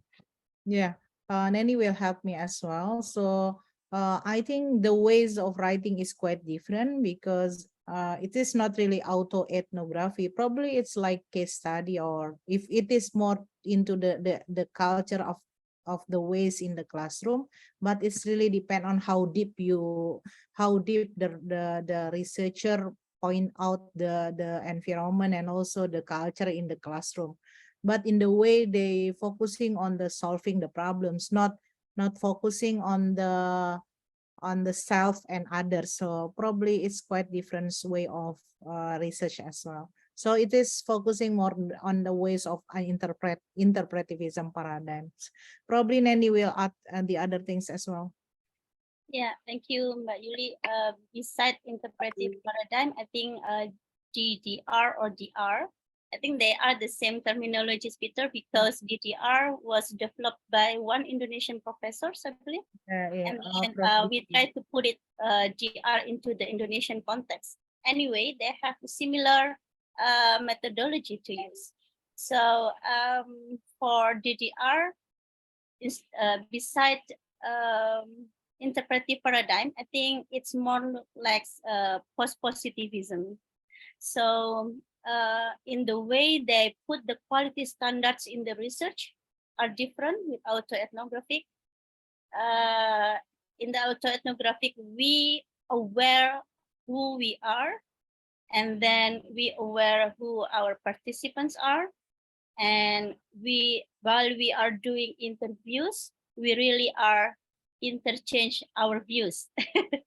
So while in DDR, you have set of activities that you design, and then you try out the activities to your students, and the way of interpretive to your students' response become the new activities to revise the first one, right?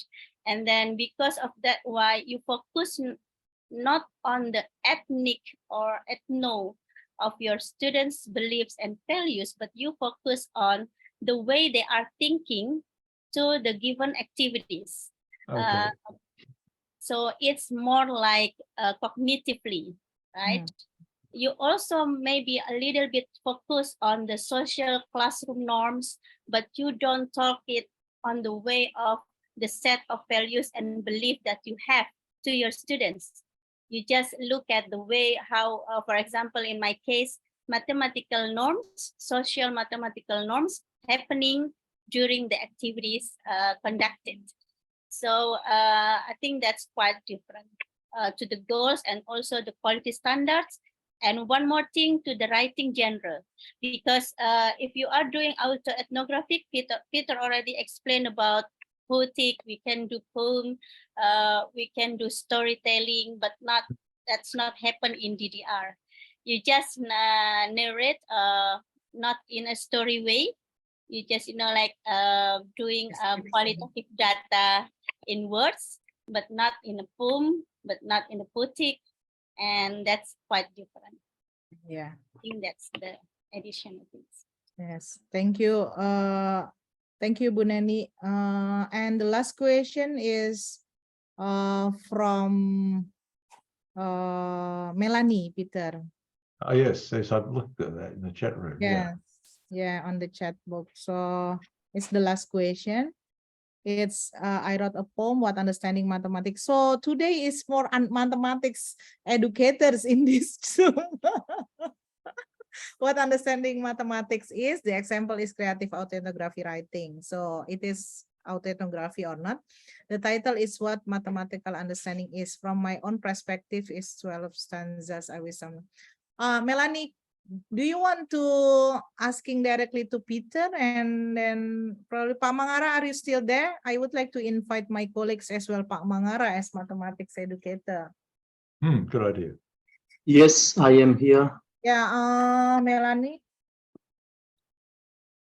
Hi, Yuli. Thank you so much. Yeah, I wrote already I had my poem. I wrote, I think, 2 years ago.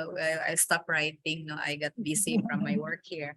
And I wrote a poem on what mathematical understanding is, because I had taught for, I think, more than 2 decades already. I started teaching elementary. I had a time to teach secondary, and then tertiary, and now in the graduate school. So I can give the wrap up of what is really meant by understanding mathematics. So I put it into writing and I wrote analysis, and I hope someone can read it and give comments. Well, I'd love to read it, so please send it to me. I just a quick response to you, Melanie. Thank you for that. Autoethnography, it's not easily defined. We have this auto and we have this ethno. Now, the classic way of thinking about it is self in relation to others. But another way of understanding it is the culturally situated self. So the two collapse together. And I kind of look at it on a continuum, self here, others over there, and you position yourself accordingly, and it varies when you're doing your inquiry. You might be more self-oriented, you might be more other, but the other don't have to be necessarily people that you're interviewing. They can be the culture at large. How am I situated in relation to that culture at large, or cultures plural? So that's kind of the starting point. Now, if you write a poem, I guess the question is why? What are you trying to achieve? Are you trying to achieve a deeper understanding for yourself of what you mean by mathematics? Or are you trying to understand what other people mean by mathematics? Or do you try to understand this thing called the culture of mathematics? So you have to be clear, I think, about what your purpose is in writing the poem. Did that make any sense at all, Melanie? Probably not. Very helpful. Yeah, Yeah. I think because probably different ways of representing the data. Like Melanie, in quantitative, we're representing by the numbers, and then the qualitative, like sometimes the quote of the interview, the observation, and so on. And the way of the transformative also put the poems, the conversation, and the ways of the reflection. So you already done the analysis, and then hopefully we can read through as well. And then Peter can give later on. Yeah, I like to email. I love to. Perhaps Yeah, Pamara waiting can for the give one comments. example of mathematical poem that he wrote. Oh, and then I need to find it. Mathematical poet. Mathematics. And then probably I will add again one question from Bu Yuyun. Bu Yuyun, I will put on the spotlight. So he asked about the what is it? The emotion on the writing, because the characteristic is emotional dimension. Also, I think my colleagues here, Bu Susi, Pamangara, and Neni can explain about the Melanie question on the poems, and also on the emotion as well. Yeah, please do. Peter, do you want to explain? Yeah, what's I'm just the wondering, is emotion? there a particular question or? Yeah, it is the the question on the involvement of the emotion in Yeah. critical autoethnography. How is it doing?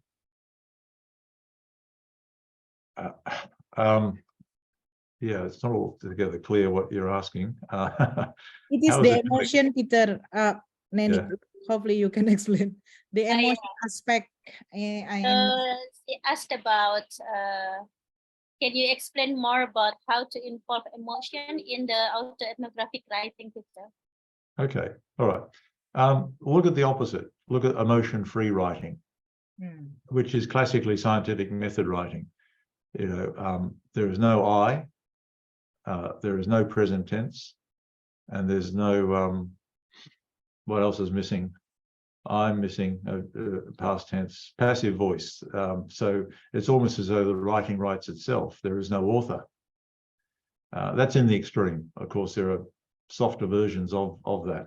So there's no room for emotions because according to the myth of the scientific method, scientists don't feel anything. Now, I've got two brothers who are both scientists in the biological sciences, and I know they're very passionate and they do have a lot of feelings, and their emotions drive them in various ways to do particular types of research with particular types of people for particular purposes. It doesn't appear in their write-up, in their journals at all, but it's there all the time. It's motivating them to lead that lifestyle, to lead that professional lifestyle. What we're doing now here is simply making visible what already exists and being honest about what our influences are, and for ourselves, and secondly, for our reader. Now, if we want to engage our reader in reading about our research inquiries, the last thing we want to do is give them the scientific method writing, because I personally don't find it very engaging unless it's really about a topic that I'm passionate about. So I have to have feelings for a start to read it. So, you know, I think writing with our feelings helps us to uncover something about ourselves that's usually hidden from view.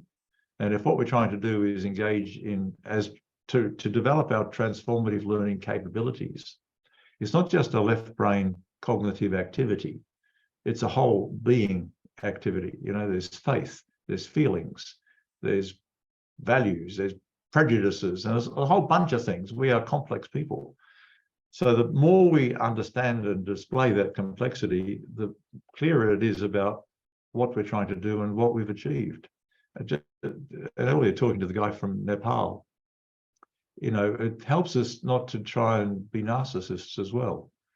Narcissists, it's a dangerous path to find yourself going down. They're full of feelings, but they kind of mask them. I don't know if that helps answer the question. Maybe somebody else can do a better job. Yeah. Amarang, please. Okay. For me, writing is a complex activity since we want to represent something that is more abstract in our mind into something more concrete, such as words. And I am, as a mathematical lecturer, grows in some more rigid scientific and mathematical way. So when I met Peter and he introduced me with autoethnographic, it's kind of a new word for me, in a better way, of course.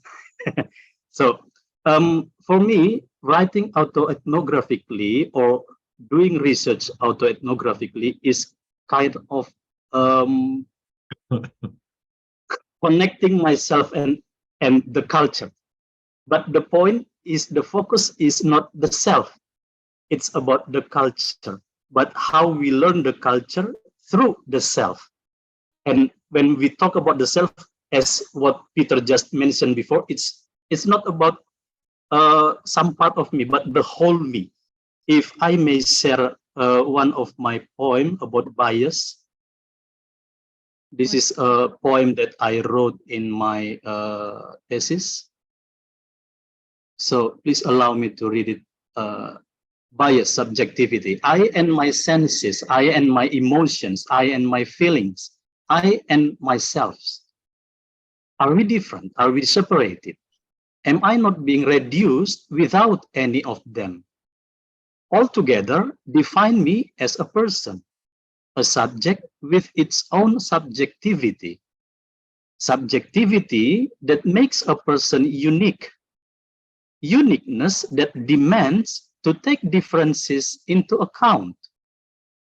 My subjectivity allows me to be related closely to other subjects, while awareness of differences opens my eyes wider, bringing up completeness and complexity, allows me to see more and deeper. Am I being delusional when I can see something that others cannot? So here, this is a poem that I write since I am introduced with autoethnographic by Peter. So emotion is a strong aspect, actually, for us to understand the world, to understand as well ourselves as well. So when we are doing autoethnographic writing, we are not only learning something out of ourselves, learning about the culture, but also learning about ourselves. So it's just if Peter said conversation is just talking with the self and the others. So when we are writing, we are talking to ourselves and we are talking to the others. So this, I think, the key for me in writing autoethnographically. Thank you. Thank you, Pak Mangara. So, Bu Very Susi, good. as a counselor, probably the aspect of emotion. You can add something regarding the writing autoethnography. Okay. Yeah, can I just say one little thing here? Okay, yes. To understand better what is autoethnography or autoethnographic inquiry, let me put it that way, it's important to read examples, good examples, and there's a whole range of them. If you sit down and theorize about it, you end up going around in circles, you know. Complex. And there's no firm foundation. In fact, that's one of the nice aspects about autoethnography, exploring the absence of a firm foundation. But practicality speaks much more convincingly to people than theory. And that's why today, for example, I put some strong practical examples in. So, and there are plenty of examples of autoethnographic writing. There's not one single best way to do this, not like positivism. Yeah, agree. Please, Bu Susi. Okay, thank you. Other than three of my colleagues who is very quantitative in environment, and they being adopted into the being adopted into the environment, which is very qualitative and very deep in emotion. And my stand is the other way. I mean, I work in the environment that is the framework itself is very personal and very emotional. But since our university is very much affected by quantitative, so in my department we have to be in very quantitative way to see the way we see ourselves. And I think this is my beginning. Try to get back this department into the right self. So to be honest, I don't have many research background on this area. Since I'm also the beginning of understanding these methods, while I am in the environment that is very much autoethnography actually. So, but today I want to share the ideas, maybe because this is very wide, and for me myself is very wide. I'm not sure. Autoethnography itself, it should be very specific, right? Very specific, very focused. And to understand the idea, you should be deep. So I'm trying to share the possibility, the theme, the topics that might be we might be research about this. And for example, this is not my research. I just share. I just search what kind of research that we might do. And this is a very interesting book by Miller. And this book talk about the ethnography of a beginning teacher. And I think this is very important that we in Indonesia have so much story about the beginning teacher, but not much research on about what is the experience, the emotions, the barriers that the beginning teacher bring to their profession. For example, in my field, for example, counseling itself, it's very much upper class profession. I mean, the person who go to counselor, it should be in very middle upper class, because you have to pay, for example, you have to be really understand that something wrong with you, maybe psychologically, need a profession helper.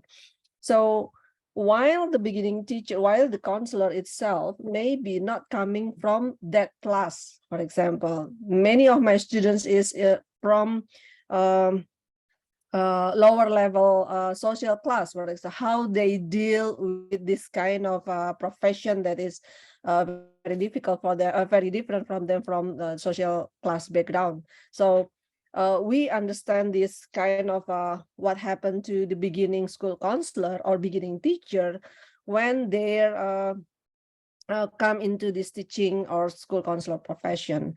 And the other thing that I think we need to people can research on this is for example, if you're not coming from the certain social class and you teach in the school that is very different with your social class, you will face the problem that looks like professional problem, but it may be coming from your social class background.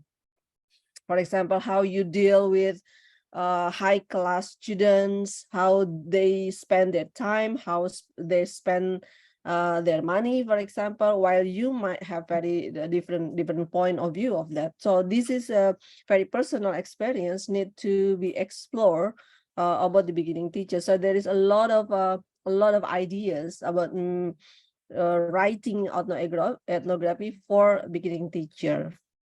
And the other thing that I think it's interesting to explore also is about this is maybe for lecture. Critical ethnography of life in the postmodern neoliberal university. For lecture who are now facing in Indonesia, we call it PTNBH, which is more like private kind of management kind of managing university, which is, in my point of view, it's quite not quite, maybe based on neoliberal ideas. For the people who is engaged in thinking that state university should be public, not managed in like a private way of management, that can be very not only tiring, but it feels like maybe we should not be here. Just so there is so many maybe many lecturers who find themselves not in the right place in university, not because they don't like the work itself, but maybe the environment of the more neoliberal university not fit into their idea about how the university should be, especially university in state university. For example, that is now happens in Indonesia.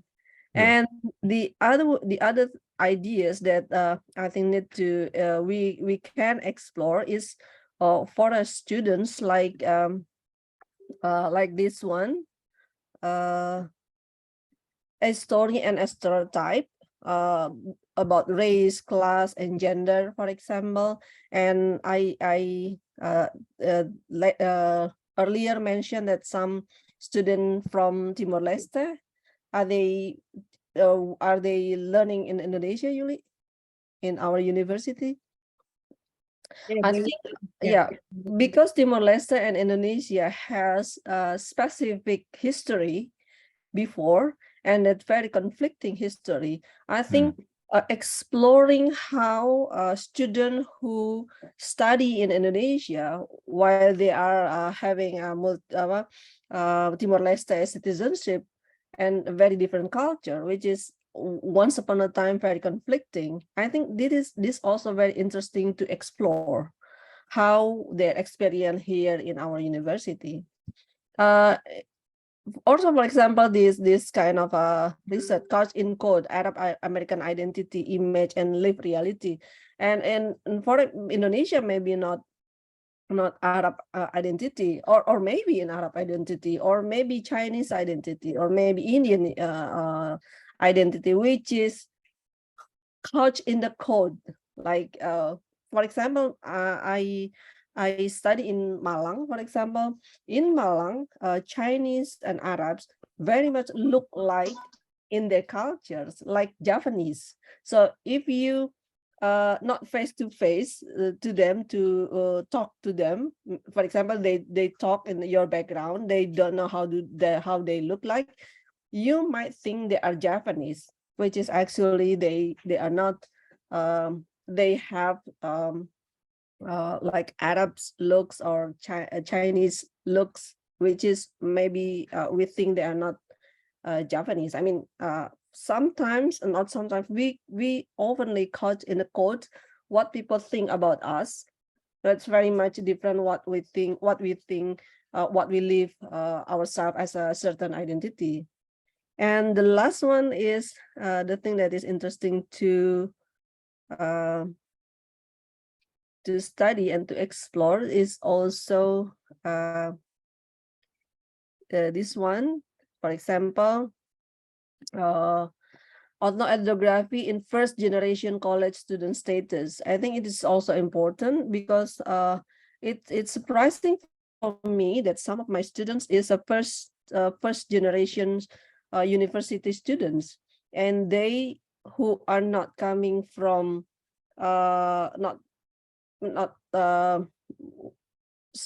you know, if you cannot see the people who is in the university before, so it seems like you don't have many talk with your big family about what it feels like being university students.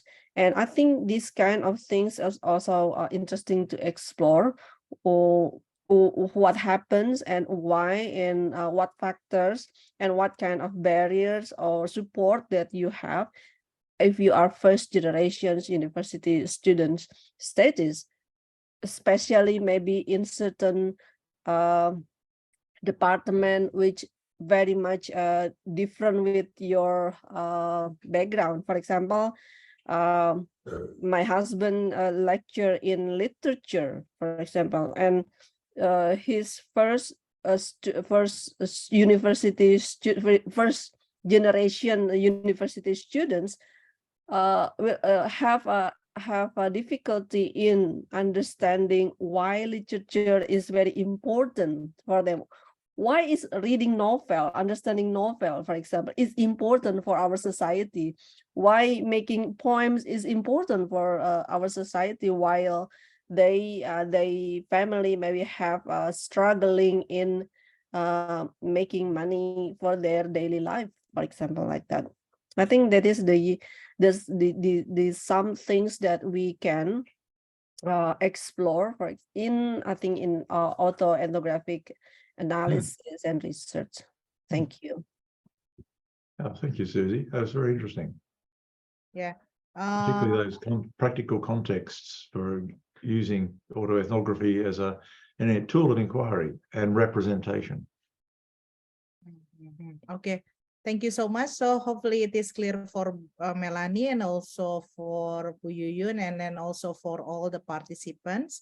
And then I would like to, we already at the end of our session, and then I would like to share for the next meeting that we will invite Prof. Jack Whitehead, and then we will share all the information as well for the next session on the 16th of this September. And then if you have time to have a look the website that he has on the Action Research, because he is one of the founder of the Action Research on the living educational theory, that he has been mentioned about Action Research, narrative inquiry, self-study, participatory research, autoethnography, ethnography, grounded theory, critical theory, and case study. And then we will have the others ideas regarding how to do the transformative education research. So we will share all the information for the next meeting, and then and don't forget to complete the link, because that's why we conduct several seminars, because we would like to know who really would like to join us for doing this kind of research, and also the community of transformative education practice in Indonesia, and then also in the other parts of the world. Okay, Peter, do you want to close the things? I mean, to say something to all the participants? Yeah, okay, thank you, Yuli. What a very rich and varied conversation we've had today. We're ranging across a whole bunch of different contexts. This is one of the great strengths of this type of research or inquiry, as we can call it, that we can bring the world to bear on our concerns about education and the future of society. I think one of the big things about education, when I was a teacher at high school, I didn't give much thought to why am I teaching what I'm teaching here in this classroom, in this curriculum? What are the consequences for the world outside of school? That'd probably be a classic mathematics teacher's worldview. The worldview is that of the curriculum in the classroom. But we can no longer afford to live like that and to work like that. Given the global crises that we have, the environmental and cultural crises, I think we should understand and work on developing firstly, our moral agency. That is a sense of, I should be doing something here to make the world a better place.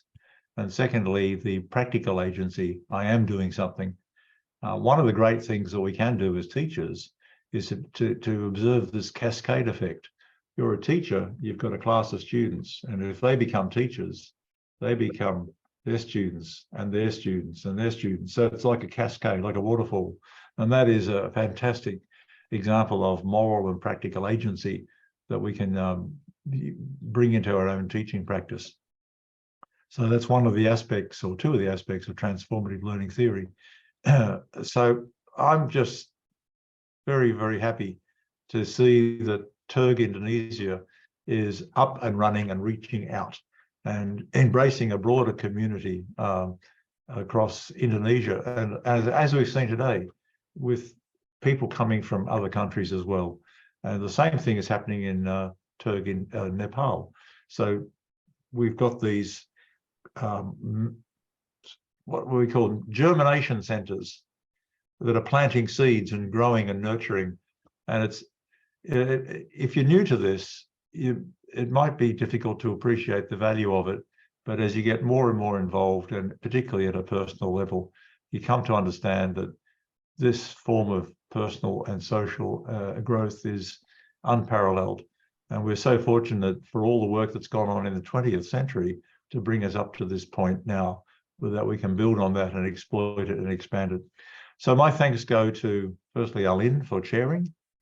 Secondly, to the great co-organizers of this conference who are appearing before me in front of me here, Yuli, Mangara, Susie, and Nenny, thank you. And good luck with the ongoing the workshops and the coaching of the papers. And I look forward to seeing new people getting involved and taking advantage of the benefits that can accrue from an active participation. So thank you. Thank you, Peter. So I give the floor to Alin to close the session. Thank you. Yes, all right. Yeah, Thank you, Professor Peter Charles Taylor, for lending us your time to share your insight and knowledge about the transformative education research to us. And also to Professor Lee Rahmawati, PhD, Ibu Neni Mariana, PhD, Bapak Mangara Simanjorang, PhD, and Dr. Susi Fitri, MSc Cons, for adding valuable experience sharing. So before we end up our workshop today, I would like to ask all the participants to fill out the attendance form on the link provided on the chat box. And thank you for some of you who already fill it. And by the way, somebody said she or he interested to join the TERG Indonesia too. And so to capture our moment today, I kindly ask you to turn on your camera to have a photo session and using our virtual background provided. So please be ready because I will do the screenshot in a while.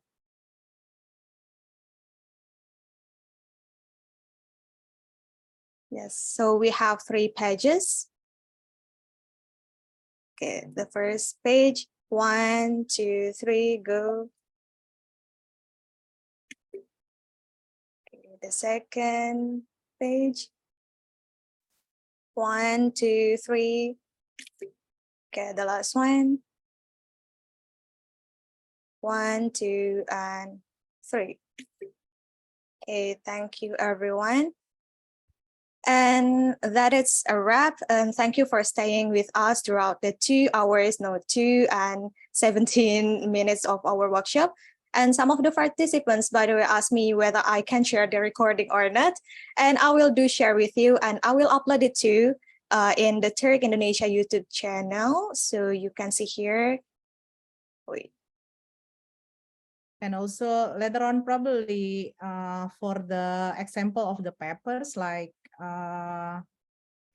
the journal publication and so we will put on the drive link and then we will share to all the participants as well. Yes, so here is our TERG Indonesia YouTube channel. So don't forget to subscribe because I will do update our recording in here. Okay.